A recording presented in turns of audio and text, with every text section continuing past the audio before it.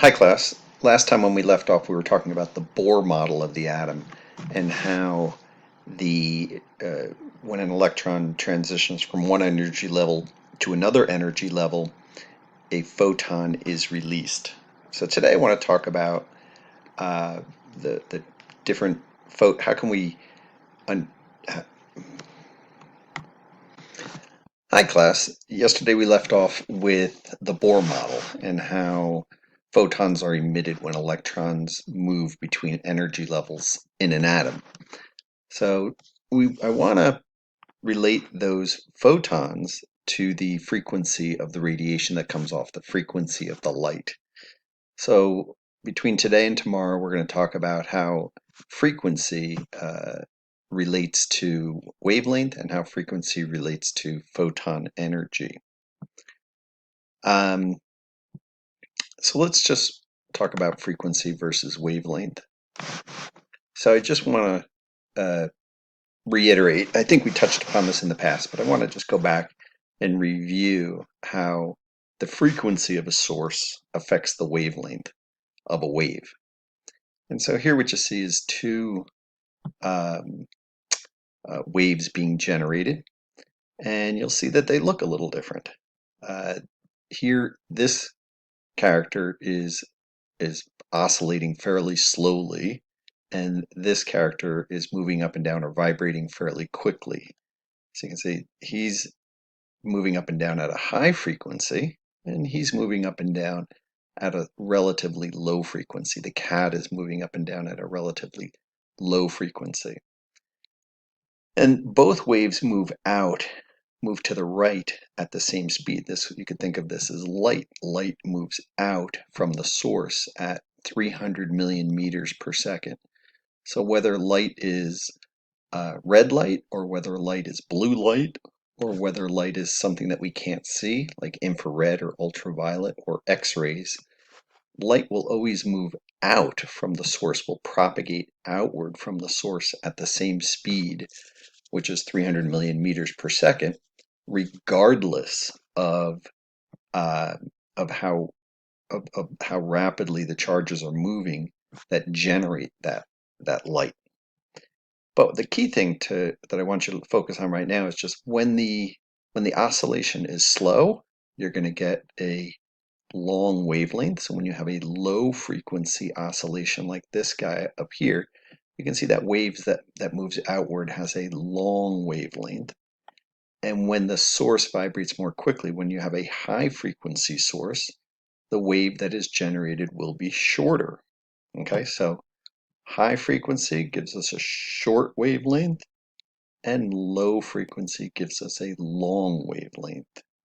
All right, and that is true for our electromagnetic spectrum. And our electromagnetic spectrum is arranged from low frequency over here to high frequency over here. So radio waves are the lowest frequency electromagnetic waves, and so they have the longest wavelength. All of these waves move at the speed of light, 300 million meters per second. But radio waves, because they are the lowest frequency waves, are going to have the longest wavelength. Microwaves are going to be uh, a little bit shorter, and progressively we go up. Here's visible light here, and red light has the longest wavelength as the lowest frequency of the light that we can see.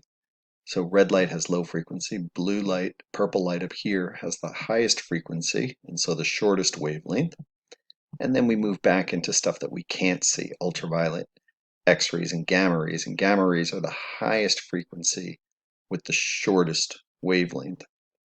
But let's focus on this visible part for just a second. And you can see with visible light, red, as I mentioned before, red is the lowest frequency, so it's going to have the longest wavelength. And wavelength is the distance from crest to crest or trough to trough on a wave. And so this distance, this wavelength, is going to be the longest for red light, because red light is the lowest frequency visible light that we have. On the flip side over here, when we get into violet, violet is a higher frequency wave, and so here we have a shorter wavelength with violet. So we have a long wavelength with red, a little bit less for orange, a little bit less for yellow, a little bit less for green, and then blue, indigo, and violet over here has the shortest wavelength over here. Okay, and that is it for today. So I'm going to keep it as a fairly short video for today, but I do want you to understand that the entire electromagnetic spectrum is arranged from low frequency, which means a long wavelength over here, low frequency on this side of the electromagnetic spectrum with radio waves. And then we move into the visible light, and red is the lowest frequency of the visible lights. Violet is the highest frequency of visible light. And then when we continue into stuff that we can't see again, ultraviolet, X-rays, and then gamma rays are the highest frequency, which gives us the shortest wavelength. All right, so there's that. I just want to highlight that relationship between frequency and wavelength. A low frequency oscillating source gives us a long wavelength, and a high frequency oscillating source gives us a short wavelength. Okay, and then tomorrow we'll continue this discussion, and we'll talk about how that wavelength and that frequency relate to the energy of the photons. But for today, I just want to focus on low frequency oscillations give us a longer wavelength, and higher frequency oscillations give us a shorter wavelength. Then our entire electromagnetic spectrum is arranged by frequency.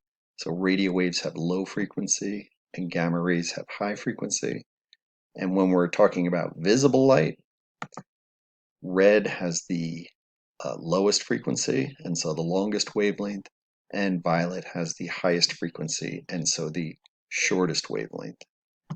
All right, and we'll continue that tomorrow, and I hope you're all doing well, and be sure to fill out the Google form for today's lesson. Thank you.